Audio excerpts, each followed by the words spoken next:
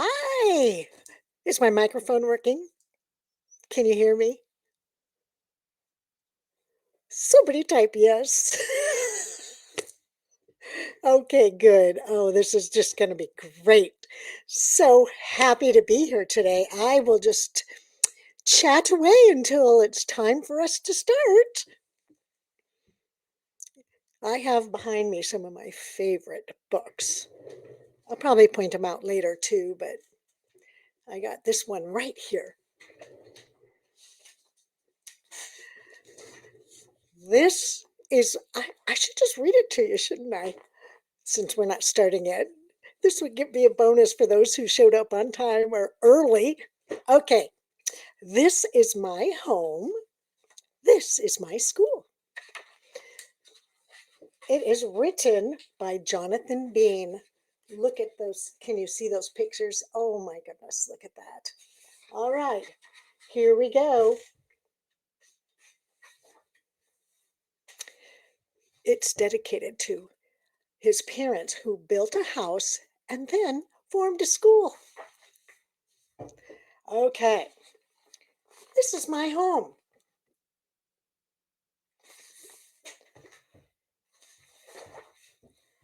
And this is my school. What? Confused? Okay, allow me to explain. See, this is my mom and my sisters, and these are my classmates and my teacher. Follow us.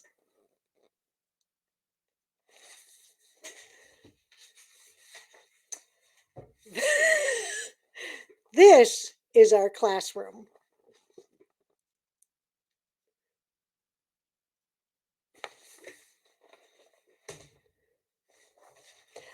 Oh, this is another one of our classrooms. And this at the kitchen table. And this too at the piano. Oh, we have lots of classrooms.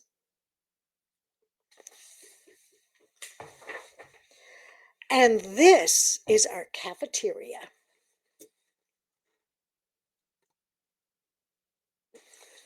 Well, watch out. Here comes the crabby cafeteria lady.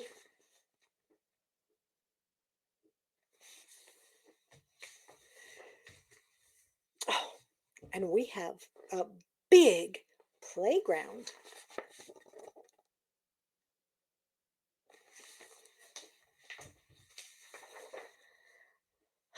But there's nowhere the school bully can't find you. He's such a beast. I wonder who the school bully. Oh, yeah, that's right. It's the dog. I have one more minute till 11 o'clock and then we'll start. And you'll just have to get this book yourself. Well, of course, we have a trusty school bus and it always takes us to the library or on field trips.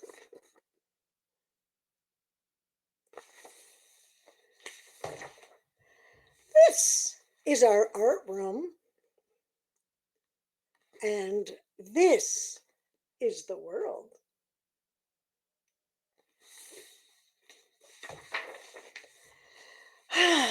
Sometimes our teacher gets tired very easily.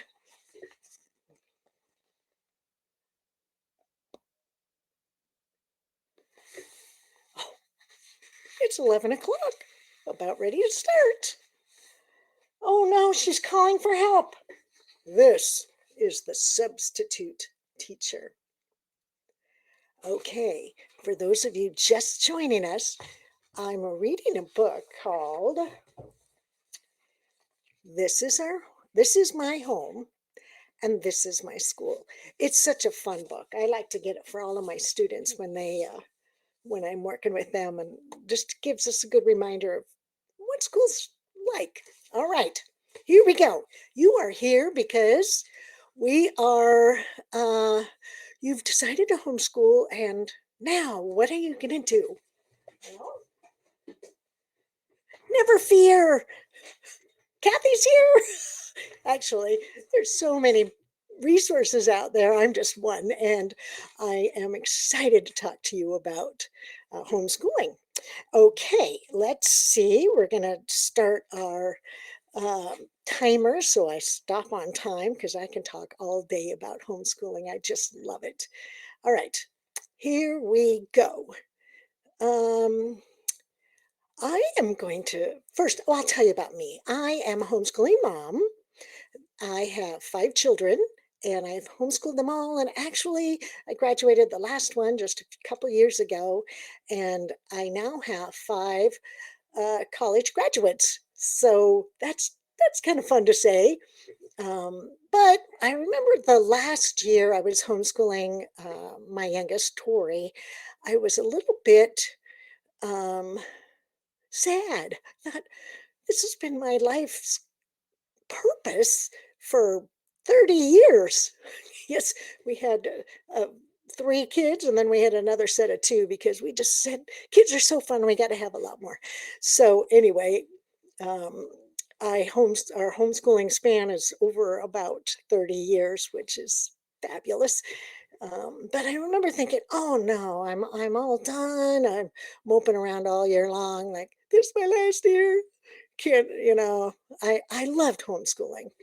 And I thought, well, you know what? It doesn't have to be over because I have other people I get to work with, other homeschooling moms, and that is what has just given me joy and kept me going. And so I'm sharing some of that with you. And we just love when other people uh, join the ranks of homeschoolers because it is such a wonderful option for your kids. Okay, while I'm sharing my screen, just give me a little note of where you're from or who you are, or if you've homeschooled before, or if this is brand new information for you. It'll kind of give me some ideas of what to focus on. And if you have questions, just type them as we go, and I'll just glance over there and say, oh, I'll talk about that now. So very fun for me. Okay, here I go. I'm going to share my screen. Let's see. Where is it? Let's try this one. Okay. I've decided to homeschool. There we go. Now what? And I think this last year of Zoom classes and online learning has made a lot of people say, I can probably do just as good as other teachers can, but what do I do? I don't know what to do. So that's kind of what we're going to talk about today.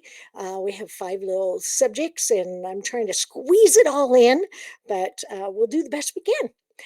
Sometimes I get talking too fast or a little bit animated, and so if that happens, just say, could you repeat that, or what was it you were saying, and that'll remind me. Oh yeah, okay, I got to slow down. All right, I've decided to homeschool. Now what? So, is it legal? Well, I'm happy to tell you that yes, as of now, homeschooling is legal in all 50 states. And every state has different requirements for the homeschoolers. Some are like, whatever, just do whatever you want. And some are a little bit more hands-on, or they want to know what you're doing. But it is legal. So what you do is you search your state Department of Education and type in homeschooling or independent study and find out what the regulations are for your state. You got this. Now, in California, there are several different ways, and we have one way is to do the private school affidavit, and that is what a lot of homeschoolers do. You just fill out a form in October to say that you're going to be a private school. It's legal to be your own private school, and fill out the form, and that's pretty much it. they do want you to keep records, but I have not really heard of them checking. But you just kind of keep that in the back of your mind. All right, another way to do it is through a charter school. There are a lot of homeschooling charter schools that are independent, and independent study programs, or they support you, the homeschooler. The beauty of the private school affidavit and the charter school is that those are both free. The private school affidavit, you do have to buy your own curriculum, but the charter school, a lot of them give you materials or funds to help you purchase materials. So that's a nice option as well. And then there's a private school provider, and those are kind of like an umbrella school. And somebody else keeps your records for you. Sometimes they'll have a class or two that you can attend. You do pay a fee for the membership in the private school, but you're the one that actually does all the homeschooling. So those are 3 ways that you can homeschool in California. And I just want to keep encouraging you that you can do it. All right, let's go to our next tab. All right. So I think that since you're here, you probably already know that homeschooling is growing, especially this year, massively. People are saying, I'm done with the public school. Our public schools, especially in California, are failing in a lot of different areas. I just listed a few: the academics and morality, socialization, believe it or not, discipline. I just have to tell you about this. A friend of mine is a principal of a school here in the area in California, and he does not have the right to force his students to go to school. So the students to go to class, actually. So the high school students, they come to the school and they say, oh yeah, I don't want to go to class today. And they just wander around the campus. So there's this group of 25 kids. He does not have the right to discipline them and send them to class. And it's just the district has taken away all his ability to expel students or suspend them or make them go to class. And it's crazy to me. It's just crazy. But anyway, we don't have that problem because your kids are at home and they have to go to class. They're with you. And yes, Anna, we will work with you. I know you're afraid your kids aren't going to be motivated to learn, but I'm going to help you with that. Okay, so some of my mamas say, oh, are my kids going to be able to go to college? And I just want to encourage you to say, yes, they are. And actually, now a lot of colleges are actively seeking homeschoolers because they have found that homeschoolers do really well when they come to college. They are independent learners, and they score well on their achievement tests, and they're just a wonderful addition to the college campuses. Now, that's not saying that everyone needs to go to college.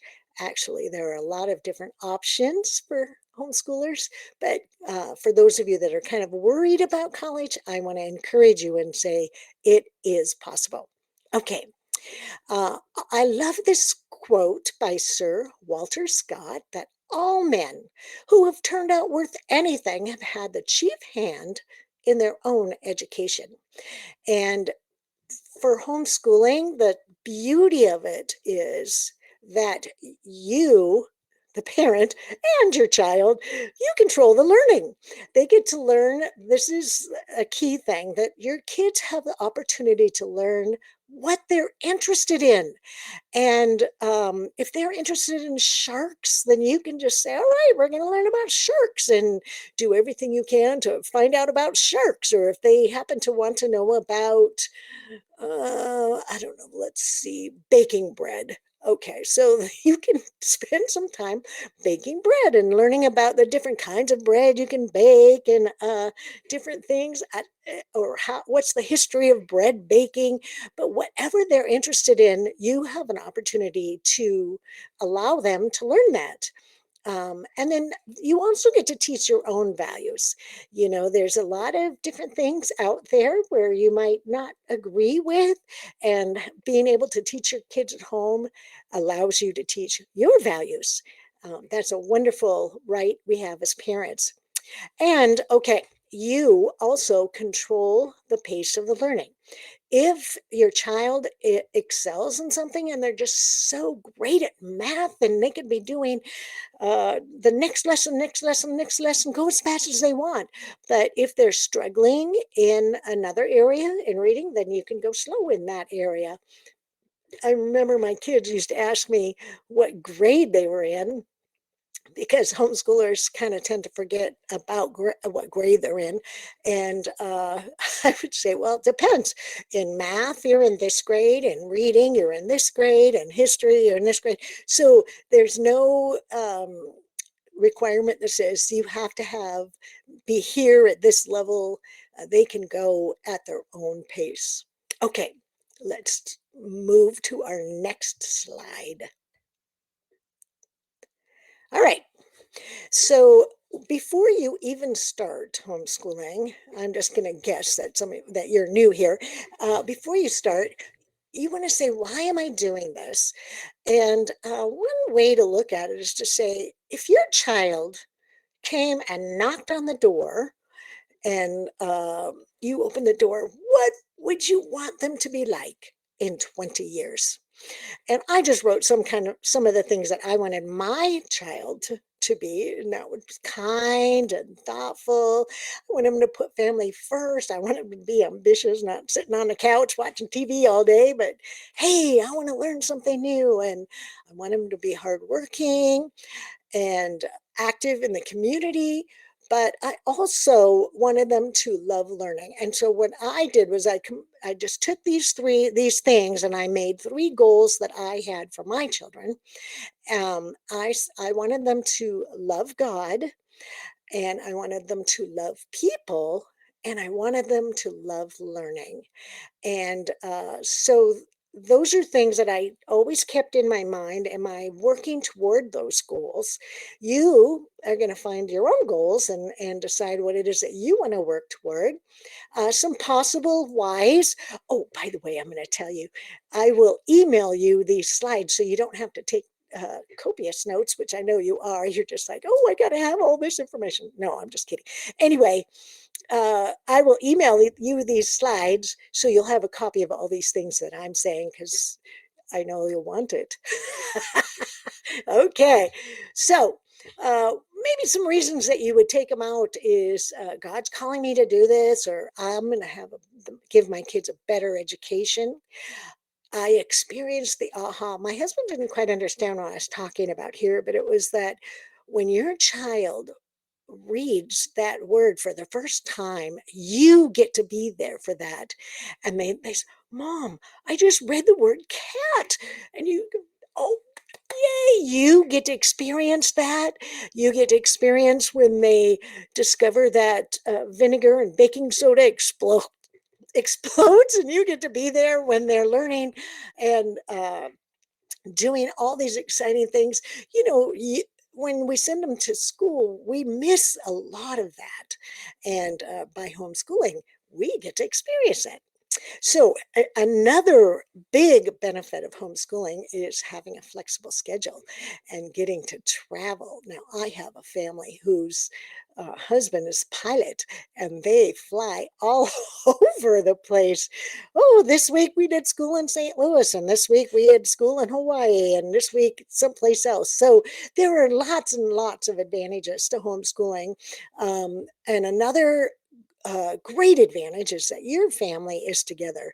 Now, I know you're going to say, I know I just can't take my kids more than an hour a day, but really, spending time together as a family, learning together, you're going to build memories and relationships that last forever. And my kids today are best friends and spend time together every week and support each other. So it is a wonderful advantage just having your family together. You don't have to entertain them all day, every day, by the way. I want to teach you that. Okay. You can have a relaxed schedule. And then the most important one, I think, is that you can make learning fun. Okay, let's just move on to our next slide here. So I want to tell you, when you homeschool, there are a lot of different ways to do it. But this is key. This is the most important thing. There's no one right way. That you know your family best and you know your kids the best. And in the 30 years that I homeschooled, we probably did it a lot of different ways until we landed on our own method. But you'll find out what is the best for you. Okay, so I'm going to tell you just some of the main ways that people homeschool. The first one is school at home. And what that means is your home looks just like it did in the classroom. So you have a desk, you have a chalkboard or a whiteboard, you have an American flag. The kids sit in their desk to do their work. School starts at 8:30 and you go till 3, and raise your hand if you have to get out of your desk or whatever. You use textbooks, you give grades and report cards, and it's just pretty much you're the teacher and they're the student, and that's the way it is. So when you start homeschooling, most people start this way, but I want you to not stay there. Even though I say everyone, there's no right one way, that is the wrong way. No, it's okay to start that way, but don't stay there, because homeschooling is so much more. And I'm going to talk about that. Okay, another way that people do it is called school in a box. And that's where you buy the whole curriculum and it all comes to you. Look, there's our math lesson and our English and our writing, and everything is all in one package. And all we have to do is say, okay, it's math, and we pull that out and we pull this out. But sometimes, so I'm just going to give you a little warning that sometimes when we have school in a box, it makes us want to, oh, this is Monday, we have to do what it says on Monday. This is Tuesday, we have to do what it says on Tuesday. And the flexibility of homeschooling is put over there. You have to, you can't go to the library this week because we haven't finished our math lesson and I have to read to you about the Civil War or whatever. So school in a box, it works if you are in control of the curriculum and not the curriculum in control of you. But we'll talk about that a little bit more. But again, school in a box is a nice way to get started if you have no idea what you're doing. You just say, I'm just going to have somebody else help me, and it's all in a box, and that's just what we're going to do. So that works. Another way that some people homeschool is called unit studies. And for unit study, you take a topic, any topic, it can be anything, and almost all of your areas of study are based on that topic. And so for an example, let's say I'm doing a unit study on apples, which I did.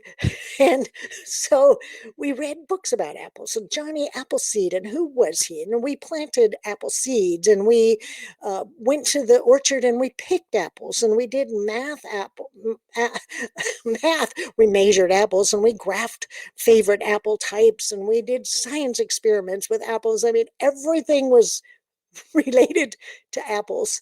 And unit studies are wonderful because sometimes when you learn things and they're all related, it helps the student and helps you remember what is being taught. The downside of unit studies is they take a little bit of advanced planning, and you kind of got to be, oh yeah, I got to get my unit study together. Some people plan 6 months for their unit studies, but you can make it work for you. All right, another way popular way is classical education. And that is, let's see, how can I explain it? It's the classical trivium. There's three stages: the grammar stage, the logic stage, and the rhetoric stage. And at the grammar stage, that's the younger ages. They memorize a lot of information, memorize facts, they memorize all the prepositions, they memorize um, states and capitals, or who people are in history. And then when they get to junior high, they use that information and in their studies, and because it's just memorized, they don't have to think about it, look it up, they have it all in their mind. So so in junior high, they're using all that information, and then in high school, they're actually articulating it. So maybe debates and um, writing papers and doing things with all that information. So classical education, one program is classical conversations, and I had um, a family that was just kind of floundering, couldn't find their niche, didn't know how um, how to motivate their kids, and they fell in love with classical education, and they have just taken off. And so I'm just rooting for that family, because when you find what works for you, it's so exciting to see the successes in the home. And you got this. We'll make it work. Okay. Another method is the Charlotte Mason method, and that one is uh, where they use a lot of living books and narration. So instead of worksheets and busy work, they tell back what it is that they've learned. They do nature studies for science, and it's a very simple way to learn. Poetry is important. Latin's also important with classical education. Um, but okay, so I'm not going to spend too much time. I got to zip on to my next one. I only got 33 more minutes. Okay, the eclectic homeschooler, that's kind of how everyone ends up. Not everyone, but a lot of people end up using a little of this and a little of that. And that's where you say, this works for a family and that doesn't. So I'm going to use this piece and not that piece. And that's okay. I want to tell you about unschooling. Unschooling does not mean no schooling. A better name for unschooling, I think, is delight directed. And that's where Anna, where you would say to your child, oh, what is it that you're interested in? What do you want to learn about? And it might be they say, I don't know, I have no clue. I don't know what I want to learn. So you can give them some options. Say, do you want to learn about history? Do you like science? Should we get you a science kit? How about some, if we study birds and go to the bird farm and raise pigeons and do all those kinds of things? You ask them, and you're going to keep asking them. It might be that they want to learn to play the violin, and then they want to play the oboe, and then the clarinet, and the flute. Like my daughter, she just kept saying, okay, now I want to learn this instrument, and I want to learn that one. So that's the delight directed, is you're watching your child, you're studying them and finding out what they're interested in. So that's it might be that you do a little bit of unschooling with your school in a box, or your unit studies. Um, but again, that would be choosing what works for your family, and you're going to find it. You'll find it, and it only comes from practice or from doing it.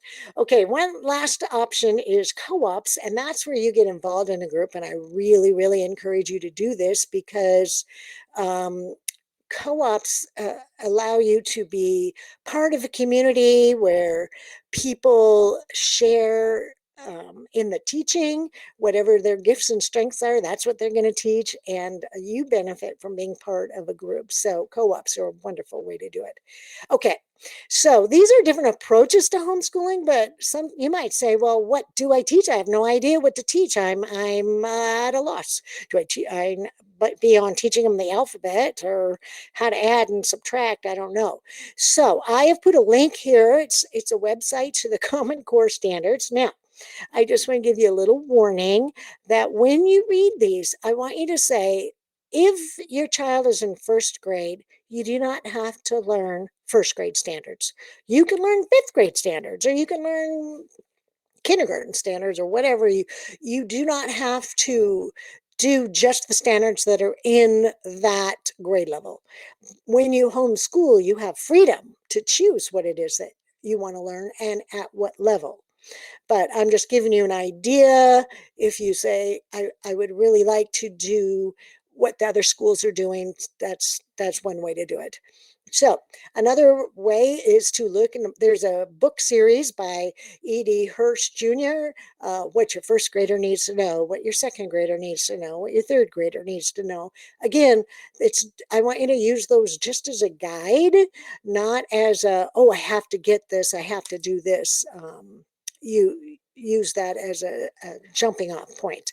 So one idea that I do with my families, I work with several families. I've, over the years, coached tons and tons of kids and families, and it's so fun. I have so many graduates, kids that I've had since kindergarten, and I've seen them grow up and graduate. And actually, two of those students married two of my daughters. Isn't that something? Good thing they're good kids. I know all about them because I practically helped raise them. Well, I didn't do the teaching. I just did the supporting. So anyway, so one thing that you can do is pick a time period in history. So for example, if the kids are in first grade, you might say, okay, we're going to focus on our family, and we're going to focus on community. We're going to learn about the family tree and where we came from and what our ancestry is. And then we're going to learn about our community and what different members in the community do, the people at the grocery store or at the post office, or people that are down at City Hall. So that's something that you can use as a history focus. I just gave you a few ideas right there. You don't have to follow those. Those are just some ideas for getting going.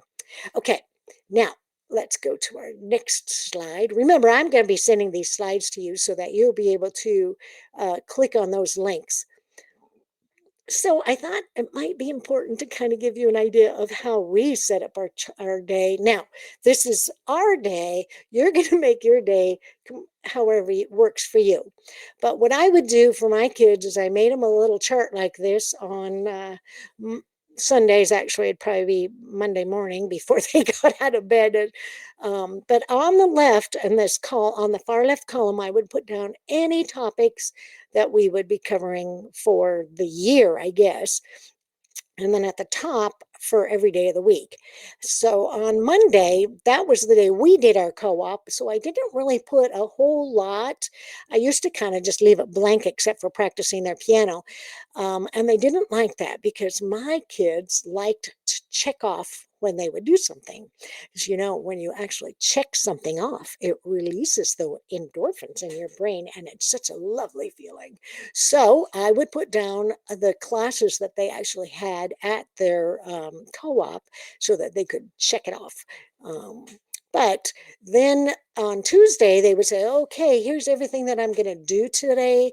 And they would know this helped them be independent because I didn't have to say, okay, now we're going to do math. Now we're going to do copywork. Now we're going to do a response in our journal. Now they could just look and say, here's the things that I'm going to do, and do it on their own time.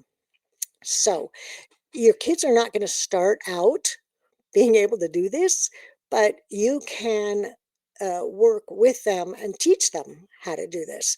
And I'll see if I can't make this an editable thing when you on my website so that you could just download it and insert your own stuff.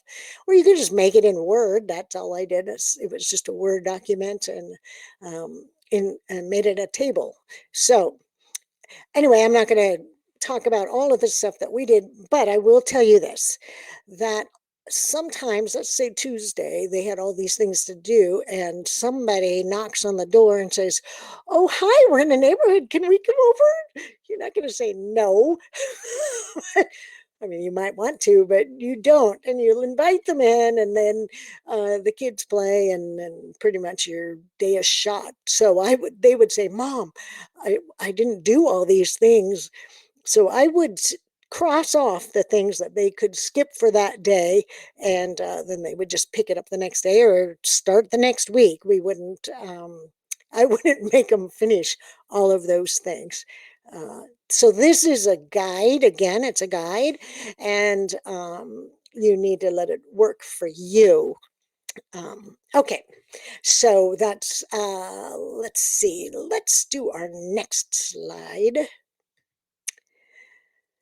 Okay, these are things that I really wanted to impress upon you. So don't do this. So don't do it alone. Homeschooling is it's very it's difficult because it takes a lot of your energy.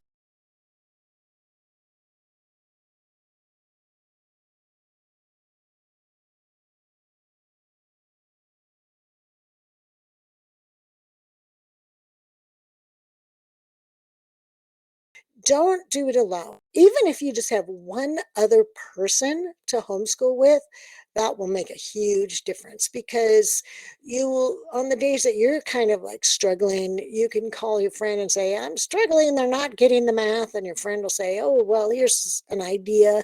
Or you might have ideas for other people. So don't do it alone. It can be very lonely, and I think you would have burnout really quickly if you tried to homeschool by yourself.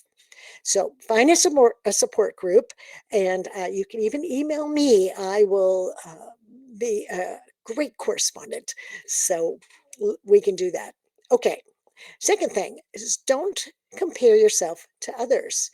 So when when I had when you're homeschooling, everybody's looking at you, and we started 30 years ago before a lot of people did, and I remember people would quiz my kids all the time, or I'd hear about so and so in the kindergarten writing a whole paragraph, and I'm thinking, "Oh, my kid can only barely write a sentence." So it doesn't matter uh, what other people are doing. Don't compare yourself to them.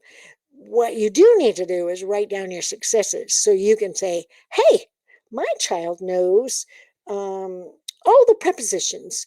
And in your mind, you're going, "Does yours?" I don't think so, but you're not going to say that actually. Don't compare yourself to others. Do write down your successes. Write down what your kids do well. They can load the dishwasher in 5 minutes flat, or they can tell you the times tables without missing a beat, or whatever. But write down your successes, your kids' successes, and keep going. Don't give up. All right. So this I kind of talked about. Don't let the curriculum rule you. I kind of talked about that just a little bit. Um, but that's where you would take a curriculum or a teacher's guide. That's all teachers have, by the way. No, I, I did teach in the public school, and you get the teacher's book and you write your lesson plans for the week. The only thing they know how to teach is what's written for them. And actually, it's almost scripted. They say this, say this, say this. You get that same teacher's guide.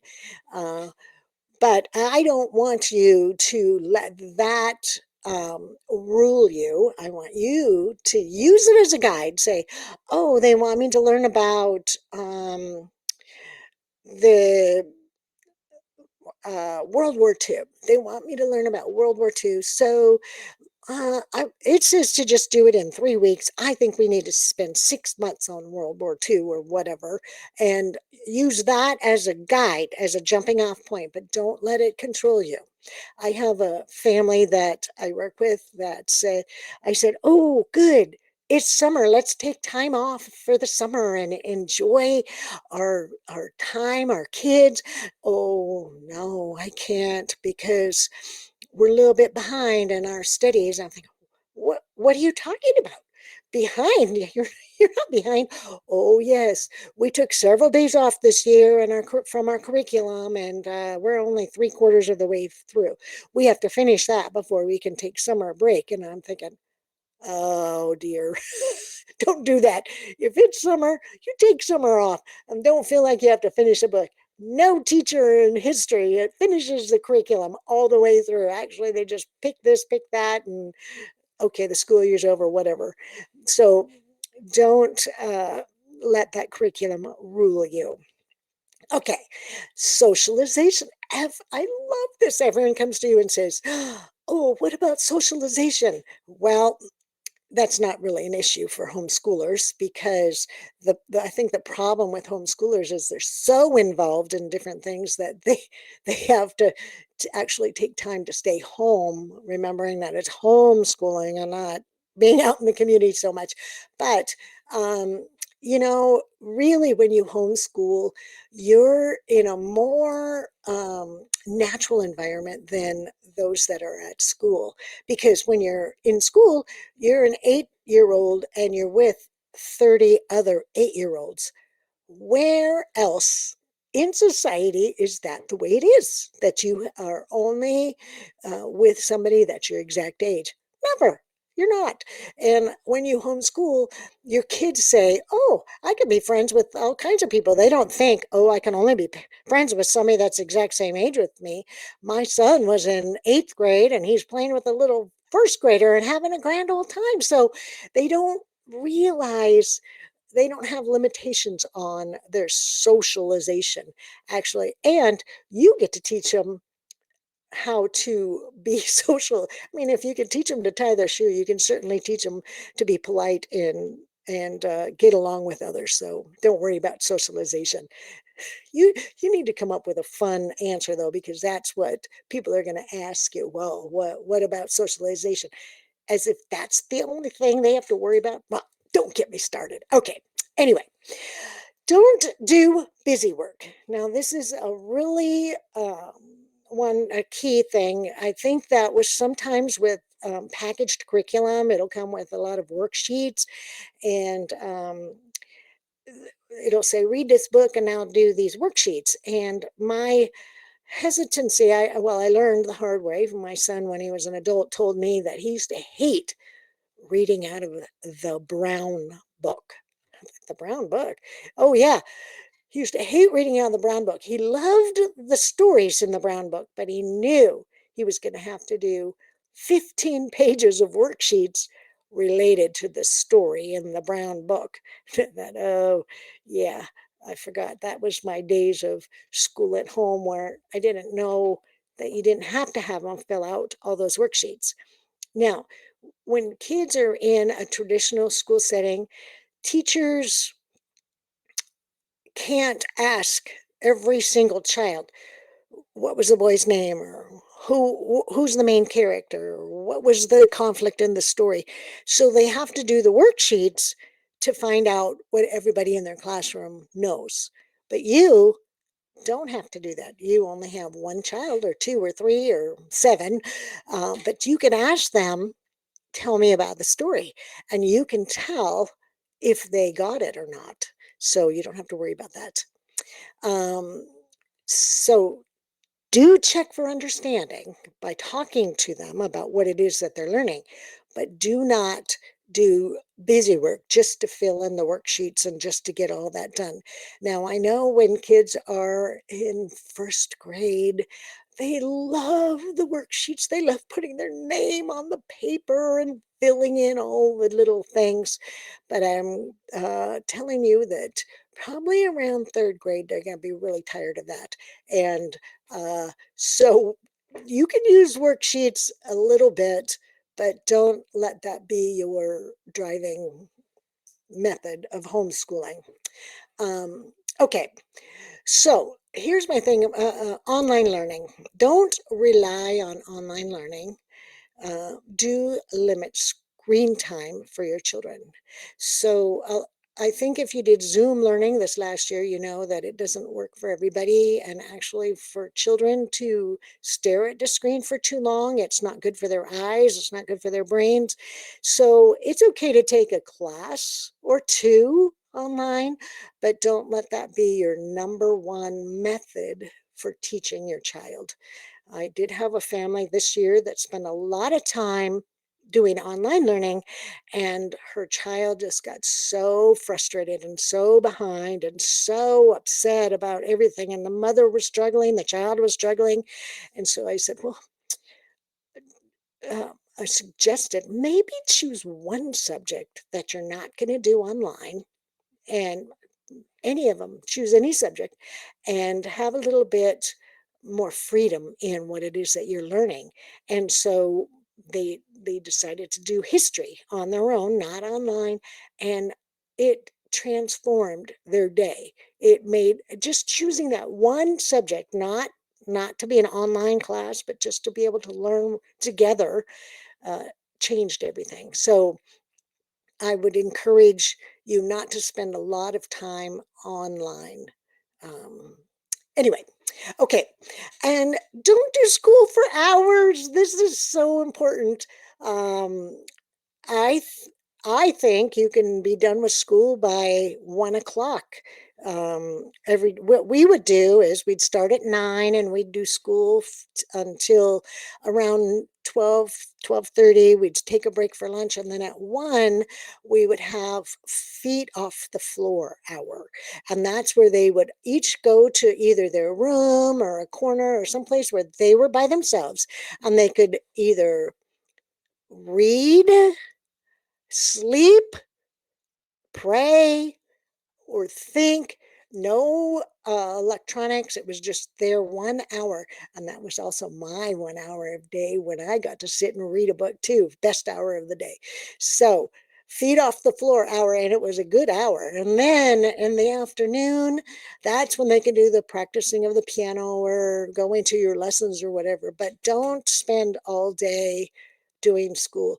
I did have a mom say, tell me just a couple of weeks ago that her son was taking an hour and a half to do just 5 math problems. And I was like, oh, don't do that. If uh, if they're not done with math in a half an hour, you say, okay, we're going to stop, and we'll pick it up tomorrow, right here, right where we're at.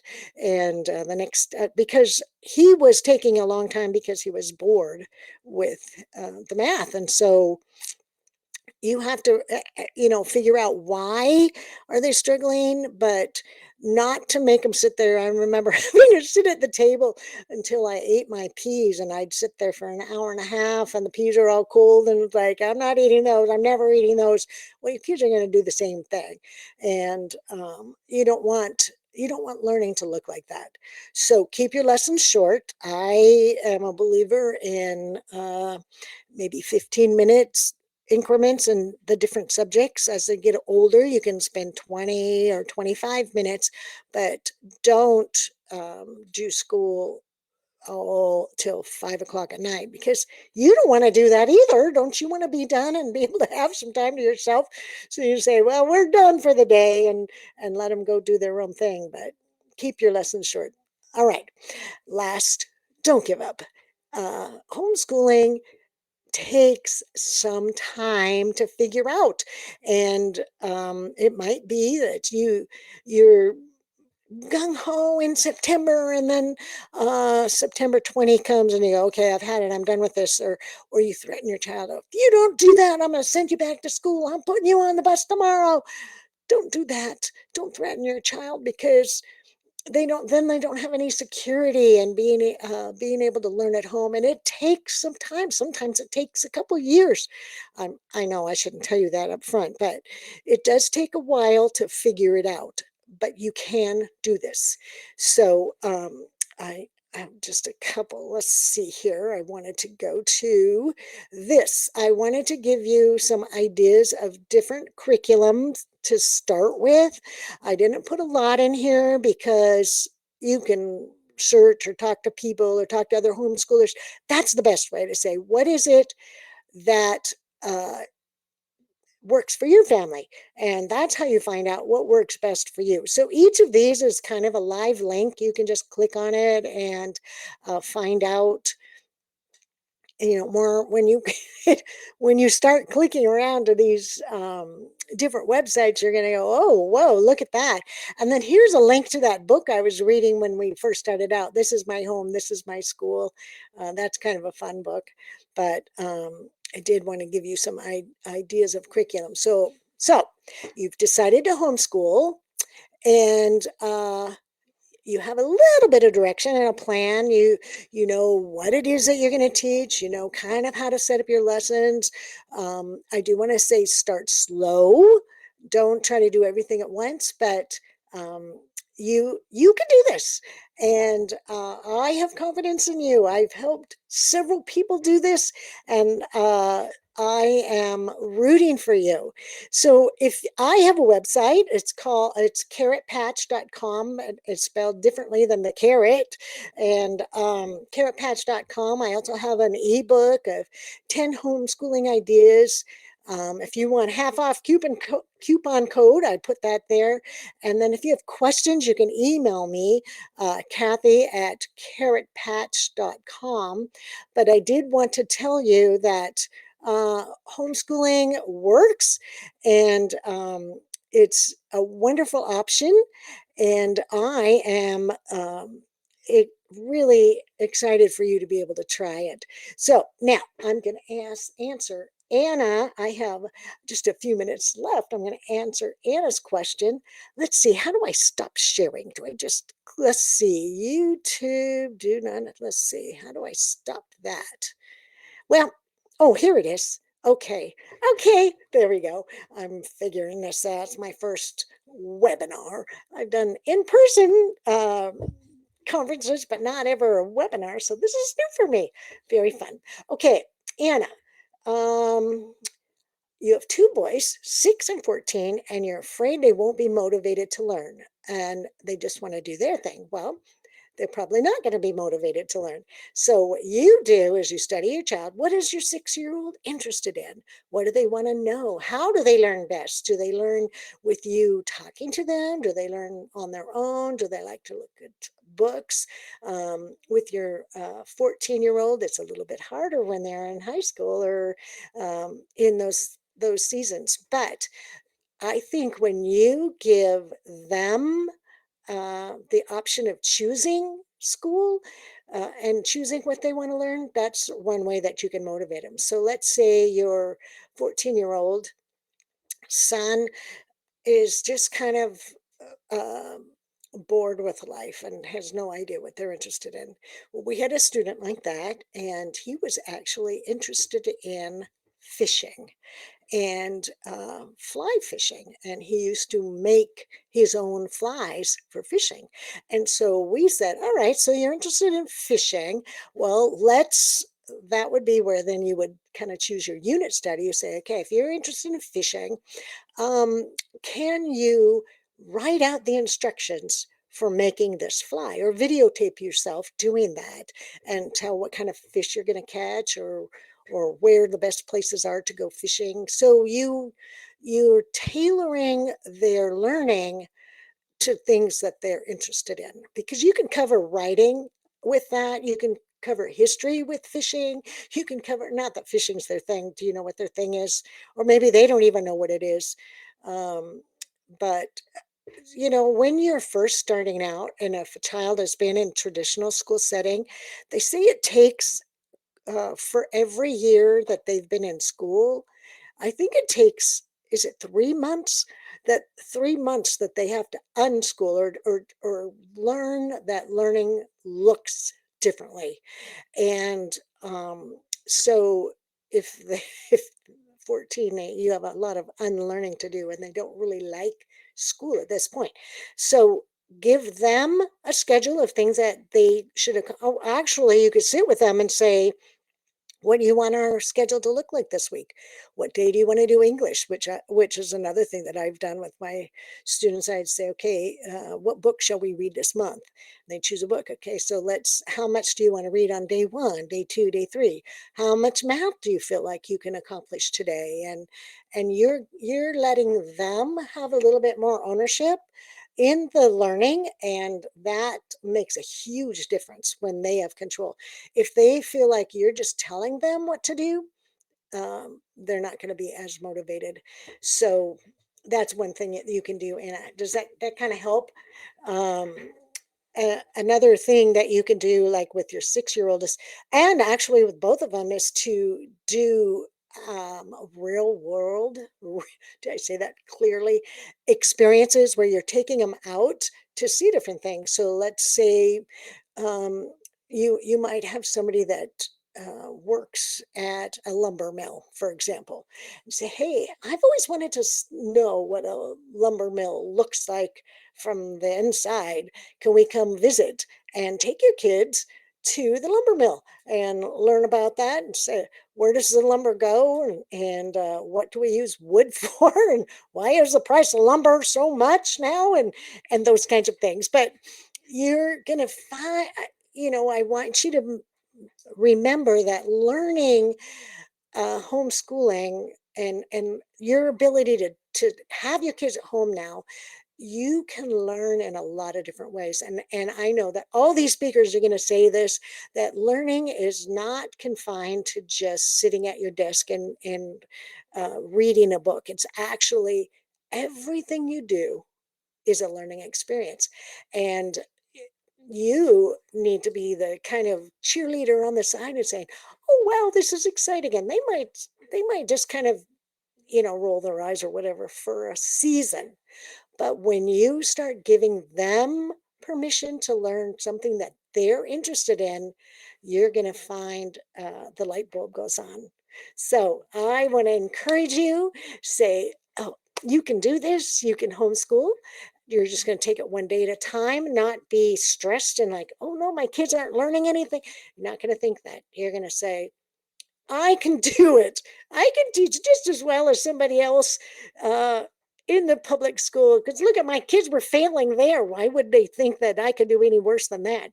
You're not going to. They're going to be just fine. And I'm excited for you, Anna.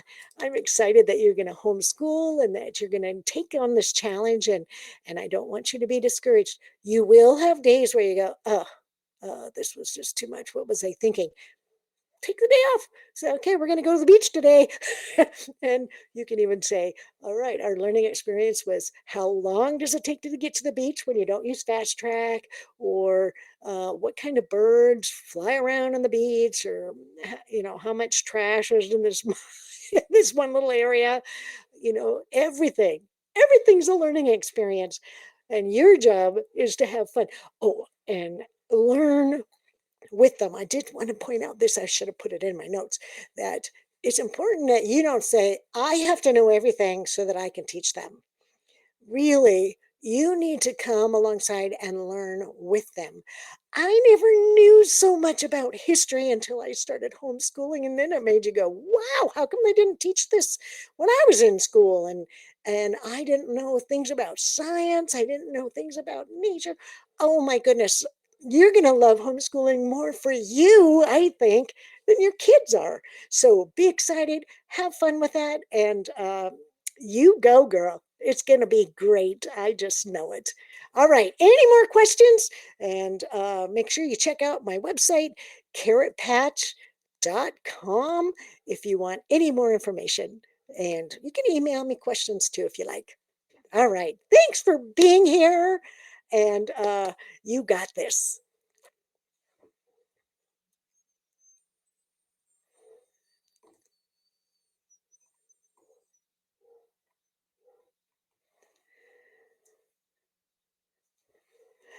Well, I could finish reading my book, but I won't. I'll just end with a smile.